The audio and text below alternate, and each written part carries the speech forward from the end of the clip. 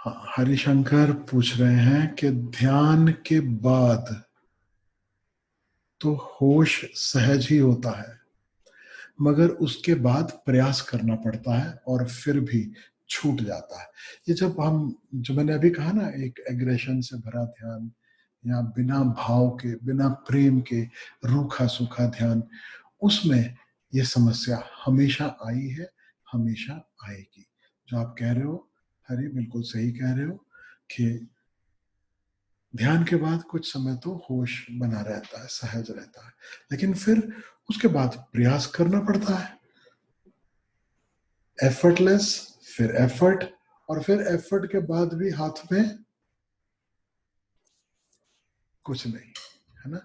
तो ये बहुत बार होता है। और पूछ रहे, जब ध्यान विधि करता हूं तो होश से भर जाता हूं, वैसे ही खाली बैठ जाता हूं तो होश कुछ देर टिकती है। जैसे ही कामकाज करना शुरू किया, धीरे धीरे वो होश कम होते जाता है। कामकाज करना शुरू करने से होश कम होता है, ऐसा नहीं है। क्योंकि ध्यान का अर्थ ये बिल्कुल भी नहीं है कि हम कामकाज छोड़ दें और सिर्फ आंख बंद करके ध्यान करने के लिए बैठे रहें, पूरा समय कोई ना कोई विधि उसी को हम लपेटते रहें। नहीं, ओशो ने जो हमें ध्यान का उपाय सिखाया है वह है चलते फिरते उठते बैठते ध्यान। हम कुछ भी कर रहे हो, हमारा जो ढंग है काम करने का, उठने का, बैठने का, वह ध्यान पूर्ण हो। ध्यान सीखने के लिए शुरुआत में अलग से समय निकालकर ध्यान सीखना जरूरी है। फिर धीरे धीरे एक समय ऐसा आना चाहिए कि जो ध्यान हम कर रहे हैं, जो ध्यान के लिए हम समय निकाल रहे हैं, वो आधा घंटा हो, पौना घंटा हो, 1 घंटा हो, 3 घंटा हो, अब वो धीरे धीरे उस ध्यान में जो ध्यानमयता है, समझना इस बात को, मेडिटेशन टेक्निक्स को प्रैक्टिस करते करते एक मेडिटेटिव क्वालिटी जो है उसे पकड़ लेना है। और वह जो मेडिटेटिव क्वालिटी है वह हमारे बाकी के जीवन में लगातार बनी रहे, यानी होश बना रहे, होश बना रहे। और ये होश कैसे बना रहे, इसके सूत्र कई बार हम शेयर कर चुके हैं, आप चाहोगे तो उसे फिर से शेयर करेंगे। पहले प्रश्न पूरा पढ़ लूं, फिर मैं आगे और शेयर करूंगा। पूछ रहे हैं कि बाबा गाइड कीजिए कि मैं जगा हुआ होश को ज्यादा समय तक कैसे संभाल सकता हूं। और यहां तक तो ठीक है, अब इसके बाद खोपड़ी किधर क्रिस क्रॉस हो रही है वो समझ में नहीं आ रहा है इस क्वेश्चन में। क्योंकि अब क्वेश्चन जो है ना, वो मराठी में बोलते वाकड़ा तिकड़ा होना शुरू हो गया, कभी इधर कभी इधर, कुछ तो भी पंजाबी में बोलते गुंजलें पड़नी शुरू हो गई दिमाग की, कुछ तो इधर उधर घुसने लगा।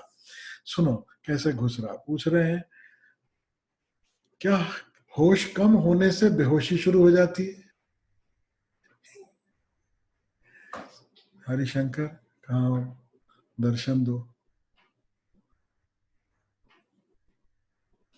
अभी अभी यहीं थे, खो गए लगता है। क्या होश कम होने से बेहोशी ज्यादा हो जाती है?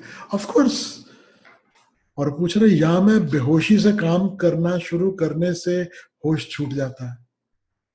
अब ये बाल की खाल उधेड़ते रहो, ये ऐसे के ऐसे, अब ये मेरी भी समझ के बाहर है। होश से बेहोशी की ओर वह सूक्ष्म ट्रांजिशन कैसे होता है? वो कोई सूक्ष्म ट्रांजिशन नहीं है हरि, बड़ा सिंपल सरल ट्रांजिशन है। अगर समझने जाएंगे तो बहुत आसानी से सारी बात समझ में आएगी।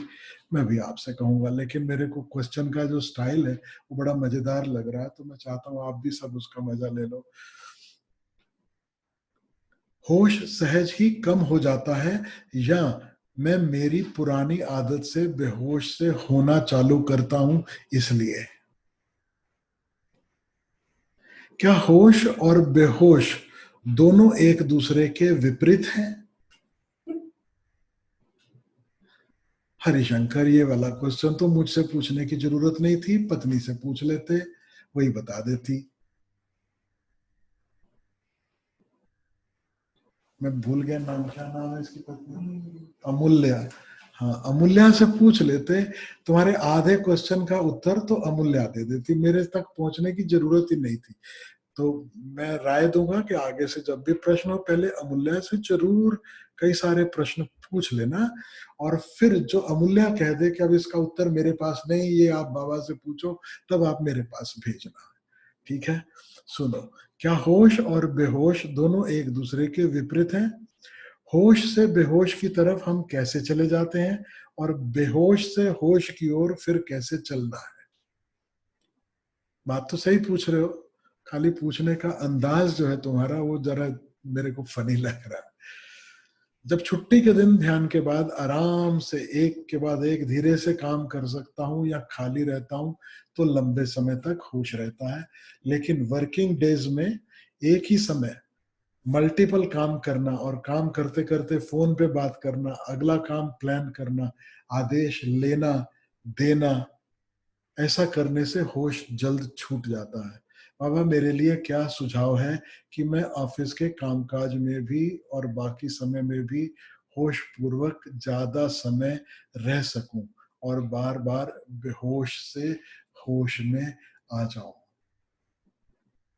नटशल में, अब ये जो इतना लंबा ऐसे था, इसको अगर छोटे में पूछना हो तो मैं क्वेश्चन आप सबको शेयर करना चाहता हूँ। पहले क्वेश्चन शेयर करता हूँ, फिर आंसर शेयर करूंगा, क्योंकि क्वेश्चन एग्जैक्टली क्या वो भी मुझे ही आइडिया लगाना पड़ता है जब आप क्वेश्चन भेजते हो। तो अगर मैं ठीक समझ रहा हूँ तो हरी बताना मेरे को। मुझे जो लग रहा है कि तुम पूछना ये चाह रहे हो कि कुछ समय तक ध्यान विधि करने के बाद होश बना रहता है और फिर खो जाता है, और जब जब मैं काम में व्यस्त होता हूँ, मल्टीटास्किंग जब करना पड़ता है, तब होश नहीं रहता है। कैसे इस होश को गहराया जा सके? If this is your question, I will try to address that. तो मुझे तो लगता है यही प्रश्न है, और बाकियों का भी यही प्रश्न होगा। मैं एक उदाहरण देना चाहता हूँ। जब सबसे पहले आपने कभी कार चलाना या बाइक चलाना सीखा, कार कितने लोगों ने चलानी सीखी, कितने लोगों को आती कार चलाना? एक बार हाथ खड़ा करना मेरे को, थोड़ा हाथ हिलाना, और वो टाइम याद करना जब आपने गाड़ी चलाना सीखा था। पहला दिन जब आपको बताया जाता है कि गियर कहाँ क्लच कहाँ है, एक्सेलरेटर कहाँ है, ब्रेक कहाँ है ना? और आपको जो इंफॉर्मेशन मिलती है गाड़ी चलाने के लिए कि कैसे गाड़ी चलाना, वो इतनी बड़ी इंफॉर्मेशन है कि उसको प्रोसेस करना बड़ा मुश्किल हो जाता है। क्यों? आपको क्या क्या करना गाड़ी चलाते समय? आपको क्लच दबाना है, ब्रेक पे भी पैर रखना है, समझ रहे हैं? ब्रेक पे पैर रखना है, क्लच दबाना है, गियर डालना है, ब्रेक से पैर उठा के एक्सेलरेटर पे रखना है, अब धीरे धीरे क्लच को छोड़ना है, और इस सारे खेल में स्टीयरिंग भी संभालना है, आगे भी देखना है, साइड्स पे कोई आ रहा है जा रहा है वो भी ख्याल रखना है, और पीछे से कोई आ रहा है, कोई ओवरटेक करने वाला है शायद, वो भी ख्याल रखना। अब इतना सब कुछ एक साथ कैसे हो? याद है आपको वो समय जब ड्राइविंग आपने सीखनी शुरू करी? फिर धीरे धीरे धीरे धीरे हम सक्षम हो जाते हैं ड्राइविंग में, और फिर ड्राइविंग इतनी आसान हो जाती है कि म्यूजिक भी चल रहा है, बातें भी कर रहे हैं, बीच बीच में इलीगल है, करना मत, मैं ऐसा कह नहीं रहा हूं कि करना, लेकिन लोग करते हैं कि बीच बीच में फोन भी ले लिया, हाथ में नहीं उठाया। थोड़े समझदार है वो, हाथ में नहीं उठाते फोन, वो ब्लूटूथ के जरिए बात कर लेते हैं, लेकिन फोन पे बात भी कर ली, व्यापार की बातें हो रही हैं, और न जाने क्या क्या हो रहा है। कहने का मतलब यह है कि गाड़ी चलाते चलाते अभ्यास के साथ धीरे धीरे हम इतने सक्षम हो जाते हैं कि मल्टीटास्किंग और ड्राइविंग दोनों एक साथ हम कर पाते हैं। ऐसा है या नहीं? जैसे हम धीरे धीरे इतने होश से भर जाते हैं कि हम मल्टीटास्किंग करते हुए ड्राइव कर सकें, ठीक वैसे ही जब होश गहराने लगेगा, जब गहराने लगता है, और आप में से जो लोग यहाँ पर अभी मौजूद हैं, बहुतों को ये अनुभव में होगा कि आप कुछ भी कर रहे हैं, करते समय भी, कामकाज करते समय भी होश बना रहता है। It is possible. जरूरत क्या है? पहली बात, कंटिन्यूटी, कि ये जो होश की साधना है ये निरंतर हम करते रहें। ये होश जो है ये हमारे जीने का ढंग हो जाए। होश ऐसा नहीं कि हमने थोड़ी देर प्रैक्टिस किया और फिर छोड़ दिया। वो इतना हमारे भीतर रच पच जाए, होश पूर्वक होना, साक्षी भाव में जीना, जैसे हम श्वास ले रहे हैं। अब श्वास लेने के लिए आपको कुछ करना नहीं पड़ता, कोई एफर्ट नहीं लेनी पड़ती है। श्वास अपने आप आ रही है, जा रही है ना। तो धीरे धीरे धीरे धीरे होश की साधना का अर्थ है कि हमारी आदत है इन्वॉल्व हो जाने की, हमारी आदत है कि जो हम कर रहे हैं उसमें खो जाने की, उसमें भटक जाने की। अब वो फिजिकल एक्टिविटी हो, मेंटल एक्टिविटी हो, और जितने सुकूनदायी शांतिदायी अनुभव है उस पर तो हम बहुत जल्दी खो जाते हैं। समझो गुलाब जामुन खा रहे हो, अब कौन होश करे कि स्वाद की लहर उठी, वो शिखर पे पहुंची, अब धीरे धीरे स्वाद विदा हो रहा है। अब उसके साक्षी होना, उसके प्रति होशपूर्ण होना, वो करीब करीब ऐसा है जैसे अच्छे भले स्वाद का रस छोड़ देना। हमें लगता नहीं, अब मजा ले लो, होश वोश सब बाद में देख लेंगे। और होश में आने के लिए हम कोशिश कब करते हैं? जब कष्ट हो, जब तकलीफ हो। लेकिन जब कष्ट है, तकलीफ है, तो वो तकलीफ इतनी ज्यादा है कि उसमें होश में आना मुश्किल हो जाता है। जैसे चोट लगी है शरीर में, कहीं दुख रहा है, अब साक्षी होना कि ये जो हो रहा है ये शरीर में हो रहा है, मुझे नहीं हो रहा, ये बड़ा कठिन है, इतना आसान नहीं होगा, क्योंकि हमने होश की साधना ही नहीं की। सुख में सुमिरन जो करे तब दुख काहे को होए। तो इस सूत्र को ख्याल में रखना हमेशा कि सुख में सुमिरन, यानी जब सब कंफर्टेबल है, हम सुख में है, तब होश की साधना। तब जब कष्ट की, काम काज की, इधर बीवी कुछ बोल रही है, उधर बॉस का फोन आया, वो कुछ बोल रहा है, इधर काम अटका हुआ, वह भी करना है, वह भी करना है, जब ये बम्बार्डमेंट हमारे ऊपर चल रही होगी, उस समय होश रखना तभी संभव हो पाएगा जब हमने होश सीखा, जब बम्बार्डमेंट नहीं हो रही तब, जब हम रिलैक्स्ड हैं, और तब हम होशपूर्ण हो सकते हैं। तब जब आसपास और बहुत कुछ चल रहा है तो होशपूर्ण होने की, बने रहने की संभावना बढ़ेगी। बेहोश हम होते हैं क्योंकि हम ख्यालों में, हम सपनों में, हम भविष्य में खो जाते हैं। तो जीरो से शुरू करना होगा हरिशंकर, और उन सबको जिनके लिए होश कठिन हो रहा है, जिनको लग रहा है कि साक्षी भाव जीवन में अभी नहीं आया, never be afraid of beginning from the zero. Never be afraid going back to the drawing board. Never be afraid. ये कोई आपको ट्रॉफी नहीं मिलने वाला है कि मैं बहुत बड़ा ध्यानी हो गया तो अब कोई आपको ट्रॉफी देगा।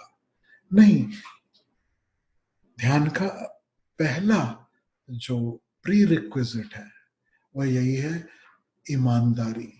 मैं कहां पर खड़ा हूं, मेरे अनुभव कैसे हैं, मैं जहां हूं वहां से शुरुआत करूं। वो अमिताभ बच्चन का डायलॉग याद है ना आपको? हम जहां खड़े होते हैं लाइन वहीं से शुरू होती है। याद है? आप सब अमिताभ बच्चन हो, अंतर यात्रा को लेकर पक्का आप सब अमिताभ बच्चन ही हो, क्योंकि लाइन वहीं से शुरू होती है जहां आप खड़े हो। आप जब भी ध्यान में गहरे उतरते हो, आप हमेशा फर्स्ट आते हो, क्योंकि कोई दूसरा है ही नहीं जिसके साथ कंपटीशन है। आप हैं और आपका होश है, आप हैं और आपका ध्यान है। तो मैं जहां खड़ा हूं वहां से मुझे होश की यात्रा शुरू करनी है। तो ओशो ने जो उपाय दिए हैं वो याद रखने जैसे हैं। शुरुआत सदा शरीर से करनी है। हाथ हिल रहा है, होश पूर्वक हिला। सर हिलाते हो, होश से हिले, बेहोशी से नहीं कि सर हिल रहा है और आपको पता ही नहीं है। सर हिले और आप उस सर हिलने के साथ मौजूद हो। होश का अर्थ ये नहीं है कि साथ साथ कमेंट्री चल रही है, हाँ अभी मेरा सर हिल रहा है, नहीं, ये होश नहीं है, ये एनालिसिस है, ये रिपोर्टिंग है। देखते हो ना बैट्समैन जो अभी खेल नहीं पाते, बॉलर जो खेलने से उनको बाय बाय कर दिया जाता, रिटायर्ड हो जाते हैं गेम से, अब खेल तो सकते नहीं, तो फिर वो क्या करने लगते हैं, वो कमेंट्री करने लगते हैं बॉक्स में जाके।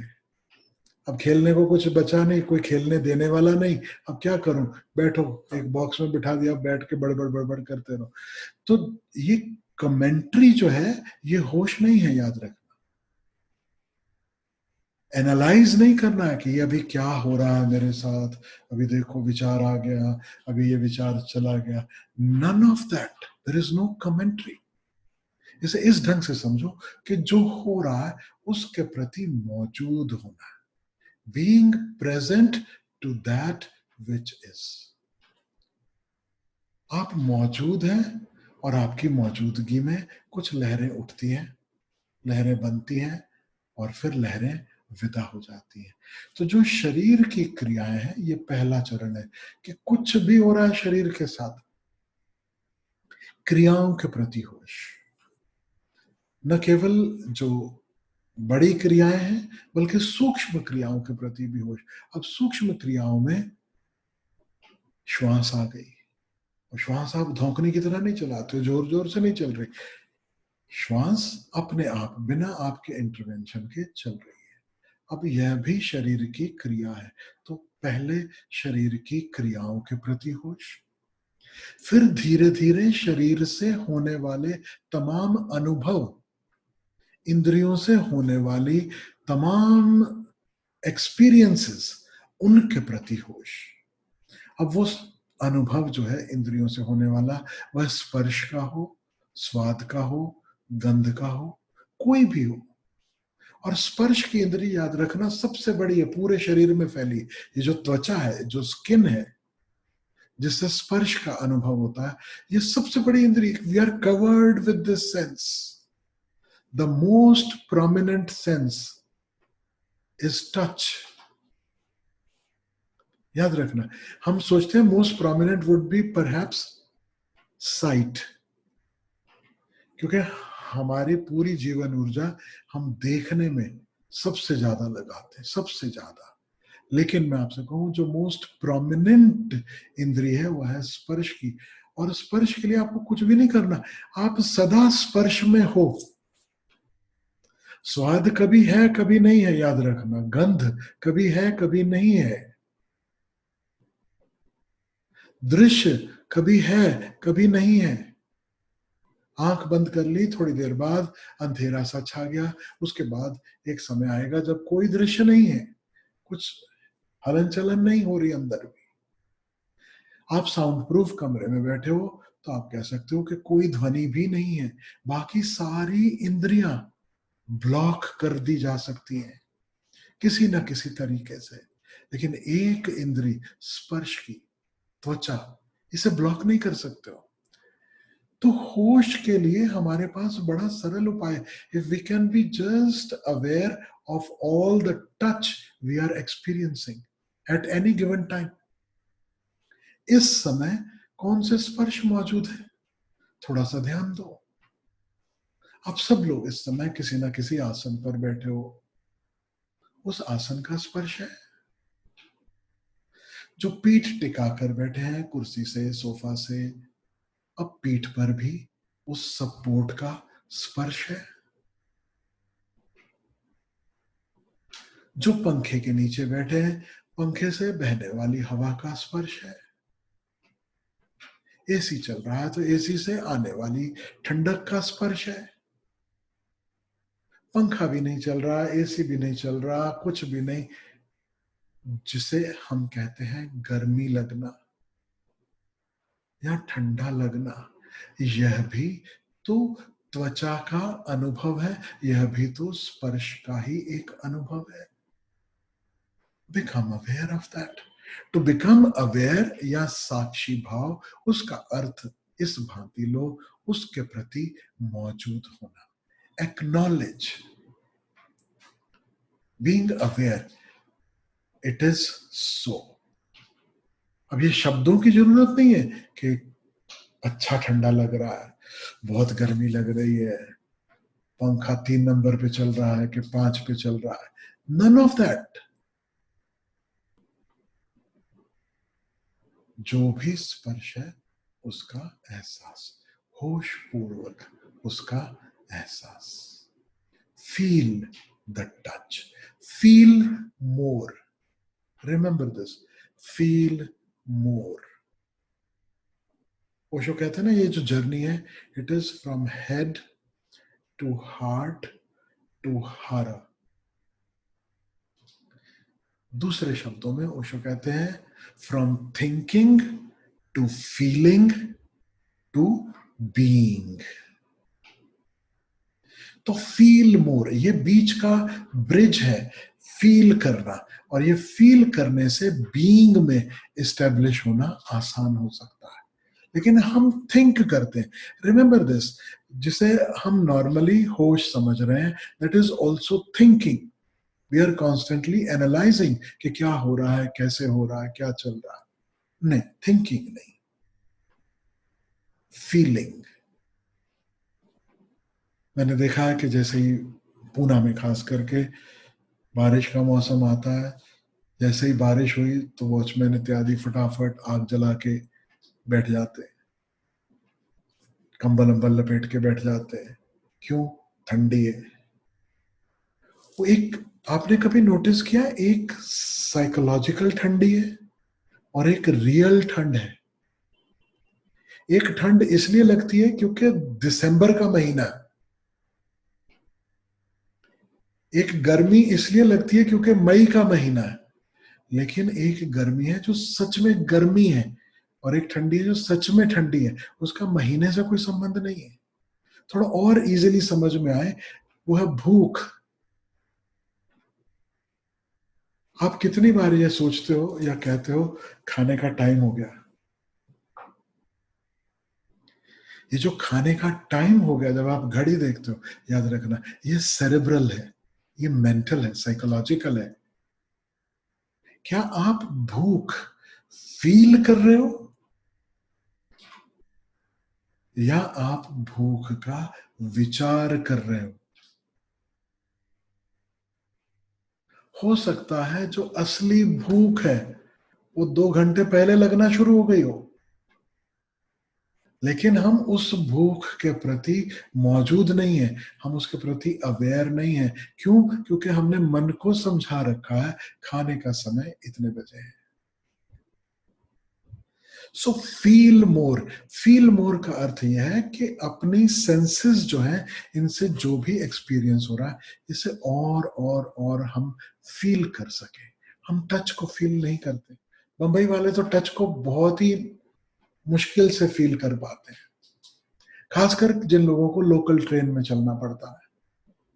क्योंकि लोकल ट्रेन में चलोगे तो इतने सब तरफ से लोग चिपके हुए हैं, अगर आप टच को फील करने लगे तो पागल हो जाओगे। You have to avoid that experience. You have to shut down something inside you so that you don't feel it. अगर आप ऐसी जगह पे रहते हैं जहां आसपास से कहीं से बास आती है, आपको उस बास के प्रति अपने आप को शट डाउन करना पड़ता है, which means now you will smell less, right? तो feel more, feel more. Feeling जो है वो आपकी थिंकिंग से आपको बचाएगी, और जो एनग्रॉसमेंट है, वो जो हम इन्वॉल्व हो जाते हैं चीजों में और होश खो जाता है, वो सबसे बड़ी चीज है हमारा मन। हम कहाँ उलझते हैं? मन में उलझते हैं। Remember, we don't get involved, engrossed, we are not lost in work, we are lost in head. मन में उलझते हैं हम।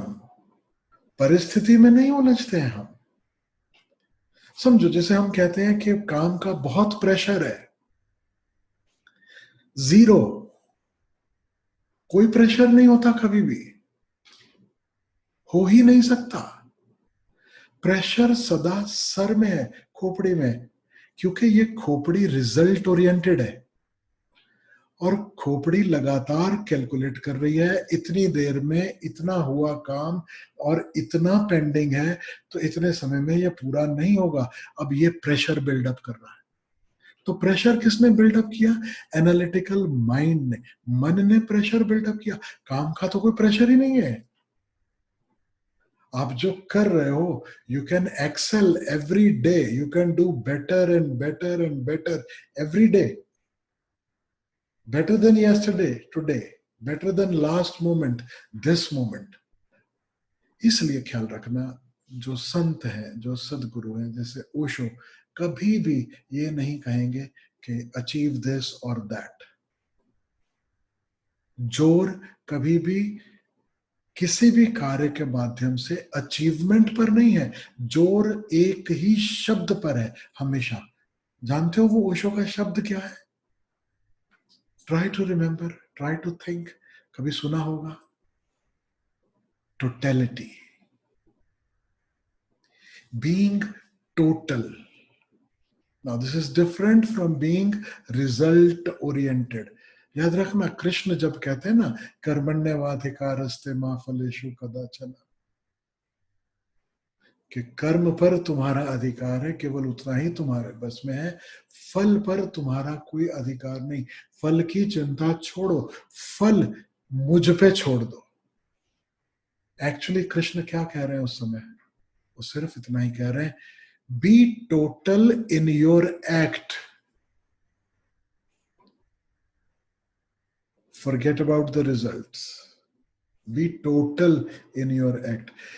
टोटलिटी में याद रखना, कभी भी स्ट्रेस नहीं है, टोटलिटी में कभी भी इशू नहीं है, टोटलिटी में कभी भी प्रेशर नहीं है, टोटलिटी में आनंद है, टोटलिटी में इतनी प्रसन्नता है, अंदर सब कुछ खिल जाता है कि I can pour my energies into what I am doing. It is a joy to channelise our energies in totality. वहां प्रेशर कैसा? प्रेशर कब आता है? जब हम कुछ ऐसा कर रहे हैं जो हम करना नहीं चाहते, तो हमारे मन में लड़ाई चल रही है। लड़ाई क्या चल रही है? मुझे ये नहीं करना, एक मन कह रहा है। दूसरा हिस्सा मन का कह रहा है, बेटा करना तो पड़ेगा, करना तो जरूरी है, नहीं तो माल कहां से आएगा, माल नहीं तो ताल नहीं। अब ये सारी कश्मकश अपने अंदर चल रही है, एक लड़ाई झगड़ा चल रहा है। ये जो स्ट्रेस है, ये जो प्रेशर है, वो इस लड़ाई झगड़े के कारण है, वो इसलिए नहीं कि काम में कोई भी प्रेशर है, जीरो। यही अर्थ है काम को भी खेल की भांति लेना। खेल की भांति लेने का मतलब ये बिल्कुल भी नहीं कि आप काम को नजरअंदाज करें, बिल्कुल इग्नोर कर दें, नहीं। काम को खेल की भांति लेने का मतलब प्लेफुलनेस के साथ सब करना। आप कल्पना कर सकते हो, कृष्ण किसको बोल रहे थे ये सारी बातें? अर्जुन को। और कहां बोल रहे थे? युद्ध के मैदान में। वो युद्ध में भी बोल रहे, तू खाली लड़, तू क्या फिक्र करता है कौन जीतेगा, कौन हारेगा, कौन मरेगा, कौन बचेगा।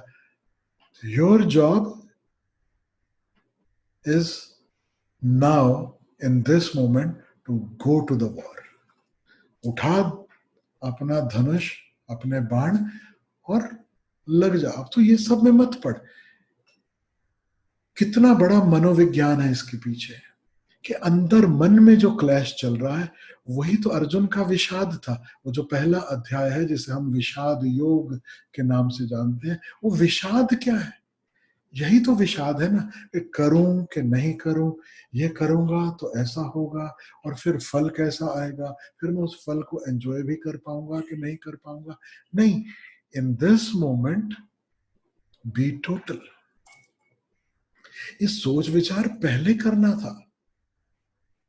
अब सेनाएं आके सामने खड़ी हो गई हैं, अब बिगुल बजने लगे, शंखनाद हो चुके। अभी तुम माथे पे हाथ रख के सोच रहा है कि ये तो सामने मेरे अपने ही हैं, वो भी जाएंगे, इधर भी मरेंगे, ये कैसे होगा, कैसे? तो अभी तक सोया हुआ था क्या भाई? जागो।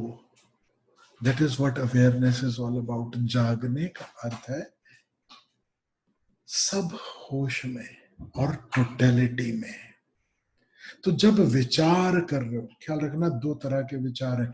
एक है जो फिजूल के विचार चलते हैं, आप उसे विचार करना नहीं कह सकते, आप विचार करते नहीं हो, आपको विचार होते हैं।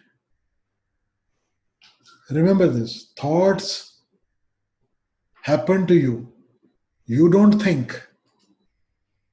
Very rarely somebody manages to think। और विचार करना बहुत बड़ी कला है, बहुत बड़ी बात है। कौन मुआ रे कौन मुआ, सब ज्ञानी मिल करो विचारा। बैठो और करो विचार कि कौन गया, किसकी मृत्यु हुई, कौन विदा हुआ। देखो, संत कह रहे हैं बैठकर विचार करो, और दूसरी तरफ संत कहते हैं विचारों से मुक्ति, अपने विचारों से मुक्त होना है। तो कुछ गड़बड़ हो रही है क्या? हमारी समझ में गड़बड़ है। विचार जो एट रैंडम अपने आप से बस चल रहे हैं, ये विचारों से मुक्त होना है। जब इन विचारों से मुक्त होते तब आप विचार कर सकते हो। पहली बार आप विचार करने के लिए सक्षम होंगे। तो वह विचार जो है वह है प्रॉपर प्लानिंग।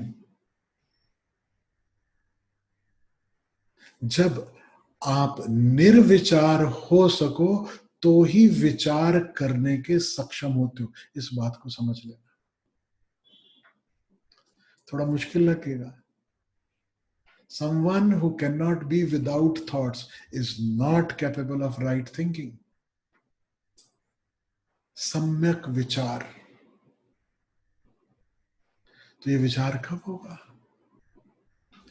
तो हरिशंकर, आपसे भी कहूं, सबसे भी कहूं कि प्लानिंग के नाम पर जो हम सोचते रहते हैं, अधिकांशतः हम प्लान नहीं कर रहे होते। हमारे थॉट्स जो है वो फोकस्ड नहीं होते, वो आजू बाजू से जो भी प्रभाव है उनसे प्रभावित होकर बस डोल रहे होते हैं। हमारे विचार भी बिना दिशा के बस डोल रहे हैं। इसलिए हम विचारों से भी कुछ सही निष्कर्ष नहीं निकाल पाते।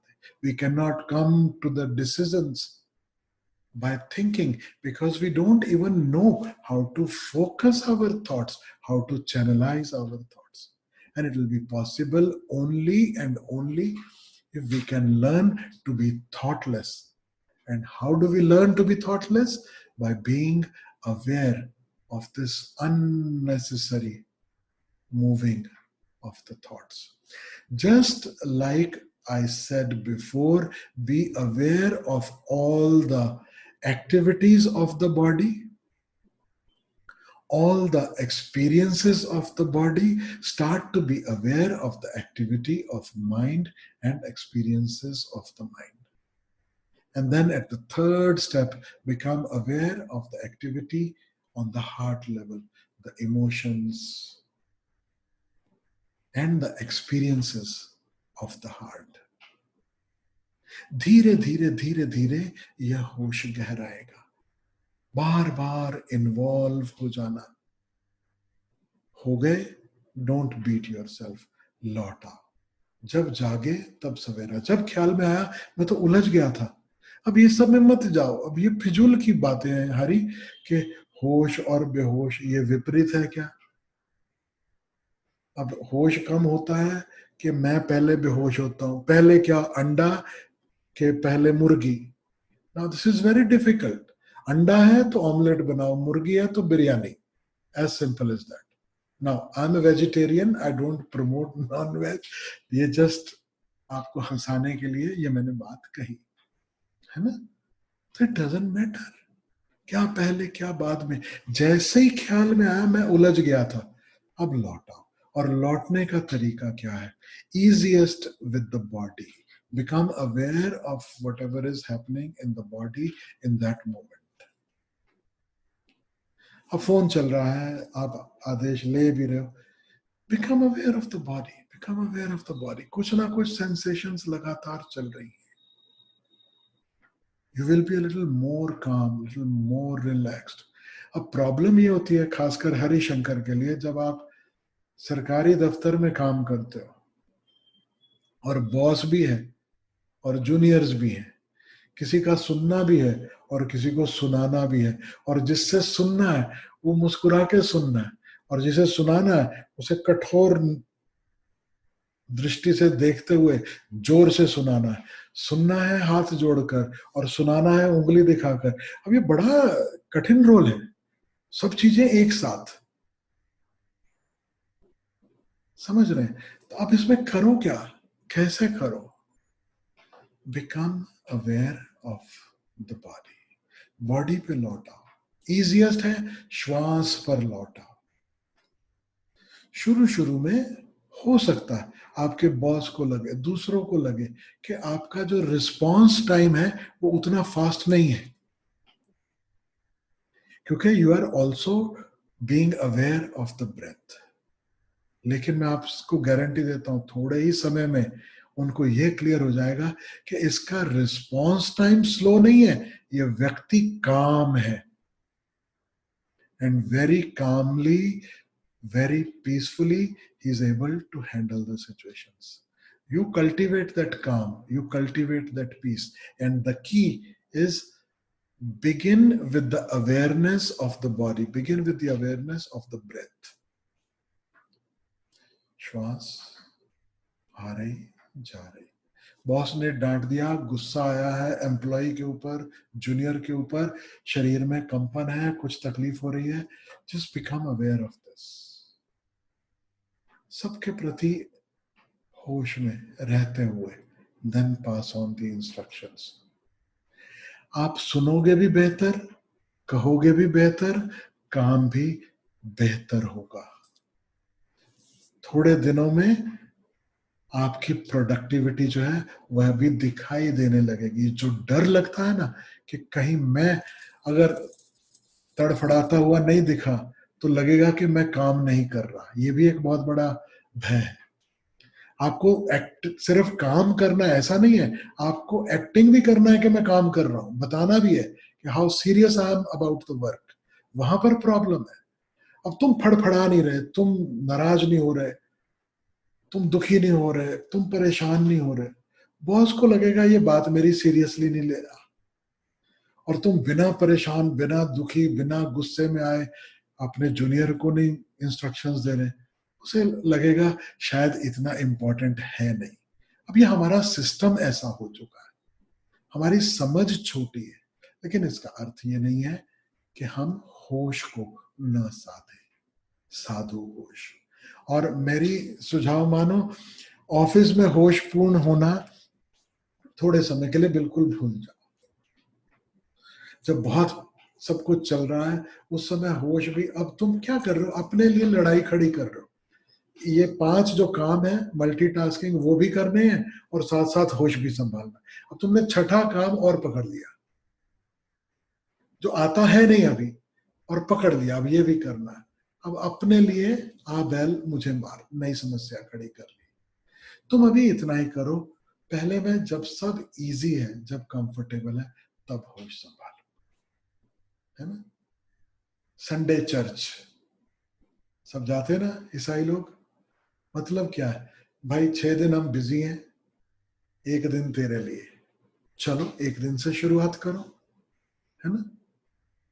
तो जब जब समय है, जब जब बहुत ज्यादा आसपास उलझाव नहीं है, तब तब होश, उतने से शुरू करो, धीरे धीरे बढ़ेगा।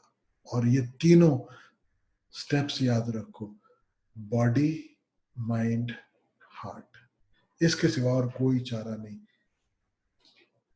शरीर की क्रियाएं और अनुभव, उनके प्रति होश, मन की क्रियाएं और उनके अनुभव उसके प्रति होश, हृदय की क्रियाएं और अनुभव उसके प्रति होश। और ये स्टेप बाय स्टेप धीरे धीरे बढ़ाना।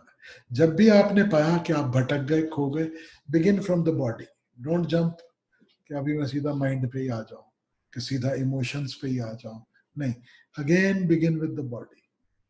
मौन सत्संग में जो इंस्ट्रक्शंस दी जाती हैं, एटीएम जो मेडिटेशन है उसमें जो इंस्ट्रक्शंस दी गई हैं, उनको सीखो, उनको जीवन में उतारो, बार बार वो एटीएम करो, बार बार एटीएम करो। समझ रहे हैं? I hope this helped Harishankar and perhaps some others.